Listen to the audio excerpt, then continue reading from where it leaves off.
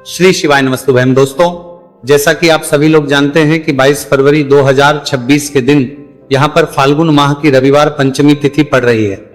इसीलिए दोस्तों इस दिन का महत्व बहुत ही ज्यादा बड़ा होता है और इस दिन आप लोगों को 3 बेलपत्र वाला उपाय जरूर करना चाहिए, जो कि पंडित जी ने अपनी अभी की ही कथा में यहां पर बताया हुआ है।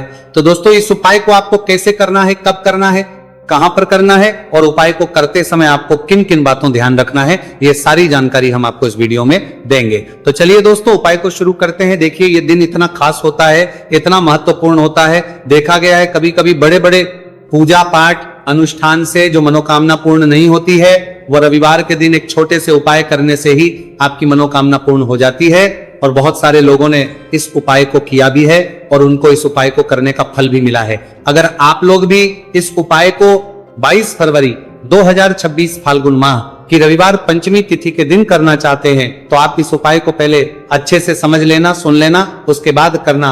आपको इस उपाय का फल जरूर मिलेगा। और इस उपाय को करने से आपके घर में चाहे किसी भी प्रकार की दुहक और समस्या क्यों ना चल रही हो, आपको उसका कारण भी नहीं पता है कि भाई ये समस्या किस कारण से चल रही है। उसका कुछ भी कारण हो सकता है, जैसे दोष हो सकता है या किसी भी तरह का मंगल दोष भी हो सकता है, और भी बहुत तरह के दोष होते हैं, कुछ भी हो सकता है। पर आपको इस उपाय को करने के लिए अपने दोष को पता लगाने की भी जरूरत नहीं है। 22 फरवरी 2026 फाल्गुन माह की रविवार पंचमी तिथि के दिन इस 3 बेलपत्र वाला उपाय को आप लोगों को कर लेना है। दोस्तों अब हम समझते हैं इस वाले उपाय को हमें करना किस समय है। तो सबसे पहली बात दोस्तों हम समझते हैं कि ये 3 बेलपत्र वाला उपाय किसको है। तो देखिए यहां पर सीधी सी बात है कि ये 3 बेलपत्र वाला उपाय जो उपाय है ये किस लिए किया जा रहा है। ये मनोकामना को पूर्ण करने के लिए किया जा रहा है, या आपके जीवन में जो दुख और परेशानियां हैं उनको दूर करने के लिए किया जा रहा है, या आपका कोई बड़ा काम है जो कि नहीं हो पा रहा है, आप उसके लिए इस उपाय को कर सकते हो। तो सीधी सी बात यह है कि आप अपनी किसी भी प्रकार की मनोकामना के लिए इस वाले उपाय को कर सकते हो। तो ये उपाय वह व्यक्ति कर सकता है जिस व्यक्ति को अपनी किसी भी प्रकार की मनोकामना भगवान शिव जी से पूर्ण करवानी हो। और अगर कोई भी माताएं बहनें जो है अपने घर की सुख और शांति के लिए, घर में धन समृद्धि को बढ़ाने के लिए वाला उपाय करना चाहती है, तो घर की जो बड़ी माताएं बहनें होंगी वह इस 3 बेलपत्र वाला उपाय को विशेष रूप से करें, क्योंकि माताएं बहनें घर की लक्ष्मी होती है और जब घर की लक्ष्मी कोई उपाय करती है तो उसका फल ही बहुत जल्दी मिल जाता है और बहुत बड़ा होकर मिलता है। अन्यथा इस उपाय को कोई भी व्यक्ति कर सकता है, चाहे वह बड़ा हो, चाहे वह छोटा हो, चाहे वह बच्चा हो। जिस व्यक्ति को ये 3 बेलपत्र वाला उपाय समझ आ गया, वह व्यक्ति इस 3 बेलपत्र वाला उपाय को फाल्गुन माह की रविवार पंचमी तिथि के दिन जरूर करें, क्योंकि उसको इस उपाय को फल बहुत ही जल्दी मिल जाएगा। क्योंकि रविवार के दिन भगवान शिव जी बहुत से प्रसन्न हो जाते हैं। तो आइए अब हम समझते हैं कि इस 3 बेलपत्र वाला उपाय को आपको करना कैसे है और इस उपाय को करने का जो समय है वो क्या है। तो देखिए इस फाल्गुन माह की रविवार पंचमी तिथि के दिन किए जाने वाले ये 3 बेलपत्र वाला जो उपाय है ये मुख्य रूप से सुबह के समय होगा। किस समय होगा? सुबह के समय होगा। आपको कोशिश यही करनी है कि सुबह के समय हम इस 3 बेलपत्र वाला उपाय को कर लें। पर किसी कारण अगर आप सुबह इस उपाय को ना कर पाओ, आपको कहीं काम से जाना हो या किसी और काम की वजह से आप उपाय को ना कर पाओ, तो आपके पास फिर दूसरा मौका रहेगा जो कि शाम के समय का रहेगा, प्रदोष काल का रहेगा। अब भाई प्रदोष काल का समय भी एक बहुत ही लोगों के मन में प्रश्न बन जाता है कि भाई ये समय होता कब है, कितने बजे से लेकर कितने बजे ये समय होता है, ताकि हमें उपाय के लिए जो है करने का समय पता लग जाए। तो हम आपको बता दें, काल का जो एक समय होता है, शाम का समय, वो होता है शाम के 6 बजे से लेकर शाम के 7 बजे के बीच का। इस समय के बीच में आप उपाय को करेंगे तो आपको उस उपाय का जरूर फल मिलेगा। तो शाम के 6 बजे से लेकर शाम के 7 बजे के बीच में आप लोग इस 3 बेलपत्र वाला उपाय को कर सकते हो। तो भैया बहुत सारे लोग यहाँ पर ये प्रश्न भी जरूर करेंगे कि भाई हम तो नौकरी पर जाते हैं, हम अपनी ड्यूटी पर जाते हैं और आने में हमें देर हो जाती है, तो उस जगह पर क्या करना चाहिए। तो देखिए उन लोगों को भी टेंशन लेने की जरूरत नहीं है। अगर आप लोग इस उपाय को शाम के समय प्रदोष काल में कर रहे हैं और अगर आप आने में देरी भी हो जाती है, आपको आने में 7 बजे तक आप नहीं पहुंच पाते हो, तो भाई आप 7 या रात 8 बजे तक भी अगर उपाय को करोगे तो भी चल जाएगा, और अगर इससे भी थोड़ा देर हो जाती तो भी आप उपाय को कर सकते हो, क्योंकि 22 फरवरी 2026 फाल्गुन माह की रविवार पंचमी तिथि का दिन है। यह दिन ही कम आता है पूरे साल भर में, इसलिए जब आपको मौका मिल जाए जब आप इस उपाय को जरूर कर लेना। कोई भी उपाय हो आप कभी भी कर सकते हो। रविवार द्वितीय तिथि के दिन बस कोशिश करना कि समय के थोड़ा मतलब अंतर्गत ही कर लो, पर किसी कारणवश अगर ना कर पाओ तो फिर आप थोड़ा देरी से भी कर सकते हो, आपको उपाय का फल जरूर मिलेगा। इस वीडियो में हम लोग पूज्य गुरुजी द्वारा बताए गए 3 बहुत ही खास उपायों के बारे में जानेंगे। ये उपाय आपके व्यापार के लिए होंगे, आपकी मनोकामना लिए होंगे, आपके कार्य को सफल बनाने के लिए होंगे। यानी आप कोई अपना कार्य कर रहे हैं जिसमें आप बहुत मेहनत कर रहे हैं, बहुत प्रयास कर रहे हैं, लेकिन उसमें आप कई महीनों के बावजूद भी सफल नहीं हो पा रहे हैं। आप महीनों से या फिर सालों से अपनी नौकरी की तैयारी कर रहे हैं, अपने व्यापार को बढ़ाने के लिए तैयारी कर रहे हैं, अपने धन प्राप्त करने के लिए नए नए मार्ग बनाना चाहते हैं, लेकिन आपका कोई भी कार्य सफल नहीं रहा है। तो पूज्य गुरुजी ने कहा कि आपको सिर्फ फाल्गुन माह की रविवार पंचमी तिथि के दिन यह विशेष उपाय जरूर कर लेना चाहिए। तो चलिए जानते हैं इस विशेष उपाय के बारे में, लेकिन उससे पहले एक प्रार्थना, अगर आप चैनल चला गया पर नए हैं तो कृपया चैनल को सब्सक्राइब अवश्य कर लें। चलिए जानते हैं गुरुजी द्वारा बताए गए सबसे पहले उपाय के बारे में। यह उपाय उन लोगों को करना है जिनके जीवन में आर्थिक समस्याएं चल रही है, धन से संबंधित चल रही है, घर में बहुत ज्यादा अशांति का माहौल बना हुआ है, आपस में लड़ाई झगड़ा रहता है। सुख समृद्धि की प्राप्ति जिन्हें करनी है उनको यह विशेष उपाय करना चाहिए। इस उपाय के लिए आपको 1 लोटा जल ले लेना है। तांबे के पात्र में अपने किचन से 1 लोटा जल भर लीजिए। फिर इसी के साथ आपको थोड़ा सा शहद ले लेना है। शहद आप आधे से भी आधा चम्मच ले सकते हैं। फिर सबसे आखिर में आपको 1 बेलपत्र ले लेनी है। देखिए की तिथि में बेलपत्र का विशेष महत्व होता है। इससे महादेव हमारी मनोकामना बहुत ही जल्द परिपूर्ण करते हैं। इसलिए अगर आपके पास बेलपत्र नहीं है तो शिवलिंग के ऊपर कोई बेलपत्र अगर छड़ी हुई है तो उसको उठाकर जल से शुद्ध करके फिर आप उसका भी इस्तेमाल कर सकते हैं। बस आपको ध्यान रखना है कि यह बेलपत्र कहीं से भी कटी फटी नहीं होनी चाहिए, और बेलपत्र की डंडी के आखिर में जो डुड़ होती है यानी जो डंठल है वो भी नहीं होना चाहिए। अब सिर्फ ये 3 सामग्री लेकर आपको पहुंच जाना है शिवालय पहुंचने के बाद आप एक काम करिएगा कि अगर दक्षिण दिशा में कोई नहीं बैठा है तो फिर आप दक्षिण दिशा में बैठ जाइएगा और उत्तर दिशा की तरफ अपना फेस कर लीजिएगा। लेकिन गुरुजी कहते हैं कि अगर शिवालय में भीड़ है तो फिर आप किसी भी दिशा में बैठकर शिवलिंग की पूजा प्रार्थना कर सकते हैं। देखिए अब सबसे पहले आप जो बेलपत्र लेकर आए हैं उस बेलपत्र में आपको नीचे से ऊपर की ओर 7 बिंदी रख देनी है। इस शहद से आपको पत्र में नीचे से ऊपर की ओर, बेलपत्र की जो चिकनी साइड होती है उस तरफ नीचे से ऊपर की ओर 7 बिंदी रख देनी है।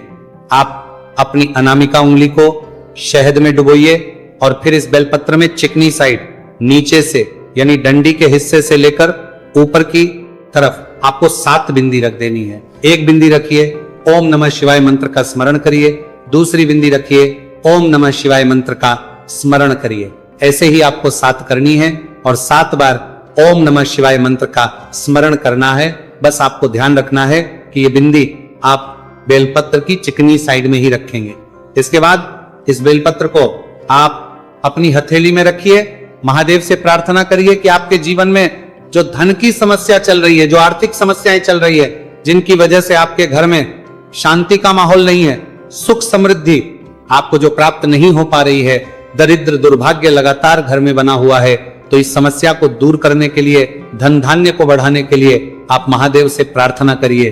फिर ये एक बेलपत्र आप शिवलिंग के ऊपर समर्पित कर दीजिए। जिस तरफ आपने शहद लगाया है वो हिस्सा शिवलिंग में टच करेगा और बेलपत्र की डंडी जलाधारी की तरफ रहेगी। फिर आप जो 1 लोटा जल लेकर आए हैं उसको धीरे धीरे इसी बेलपत्र के ऊपर समर्पित करते जाइए और लगातार सुरेश्वर महादेव का स्मरण करते जाइए, क्योंकि रविवार के दिन द्वितीया तिथि पड़ रही है, इसलिए आपको महादेव का स्मरण करना है। फिर इसके बाद आपको वापस अपने घर आ जाना है। पूज्य गुरुजी ने कहा कि फाल्गुन माह की पंचमी तिथि के दिन प्रदोष काल में जो भी व्यक्ति इस विशेष उपाय को कर लेता है उसके जीवन से सारी समस्याएं समाप्त हो जाती है, धन दौलत की प्राप्ति होती है, आर्थिक समस्याओं का अंत होता है तथा सुख समृद्धि की भी प्राप्ति होती है। तो दोस्तों इस विशेष उपाय को आप इस रविवार के दिन फाल्गुन माह की पंचमी तिथि में जरूर करिएगा। अब जानते हैं गुरुजी द्वारा बताए गए दूसरे खास उपाय के बारे में। यह उपाय विशेषकर उन लोगों को करना है जिनका व्यापार आगे बढ़ ही नहीं रहा है, जिन लोगों ने अपनी दुकान डाली है, जिन लोगों ने अपनी फैक्ट्री डाली है, जिन लोगों ने भी अपना कोई भी नया का शुरू किया है या फिर पुराना कार्य है, पुराना बिजनेस हो, पुराना व्यापार हो या नया बिजनेस व्यापार हो और वह आगे बढ़ ही नहीं रहा है, लगातार उसमें घाटा हो रहा है या फिर आप अपने जीवन में सफलता नहीं प्राप्त कर पा रहे हैं, तो फिर आपको यह विशेष उपाय जरूर कर लेना चाहिए। इस उपाय के लिए आपको 3 बेलपत्र ले लेनी है। यह उपाय बहुत ही खास है, इसलिए आप 3 बेलपत्र कहीं से भी ले लीजिएगा। अगर आपके पास बेलपत्र नहीं है तो शिवलिंग के ऊपर जो बेलपत्र छड़ी रहती है उनको उठाकर जल से शुद्ध करके फिर आप उनका भी इस्तेमाल कर सकते हैं। देखिए, ये तीनों बेलपत्र लेते समय आप ध्यान रखिएगा कि ये कहीं से कटी फटी नहीं होनी चाहिए।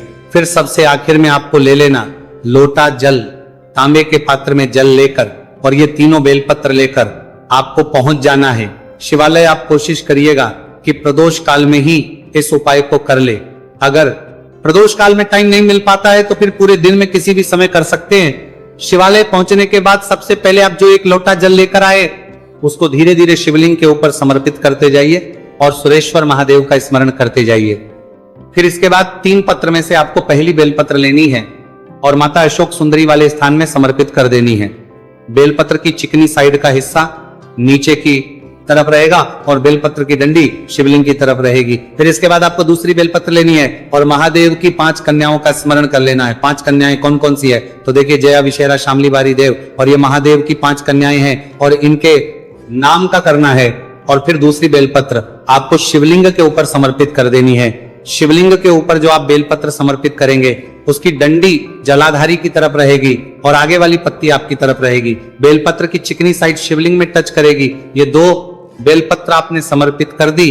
इसके बाद आप जो तीसरी बेलपत्र लेकर आए हैं उस बेलपत्र को जलाधारी का जो बिल्कुल आगे वाला स्थान होता है जहां से जल बिल्कुल नीचे है, ये जो स्थान जहां से जल बिल्कुल नीचे गिरता है, यहां पर आपको ये तीसरी बेलपत्र टच कराना है। ये आपको रखनी नहीं है, सिर्फ टच कराना है, यानी इस स्थान पर स्पर्श कराना है, महादेव का स्मरण करना है और इसे टच कराने के बाद इसको लेकर आप पहुंच जाइए किसी भी बेलपत्र के वृक्ष के नीचे और बेलपत्र के वृक्ष के नीचे जो भी कंकर है उसको शंकर मानकर उसी के ऊपर ये बेलपत्र समर्पित कर देनी है।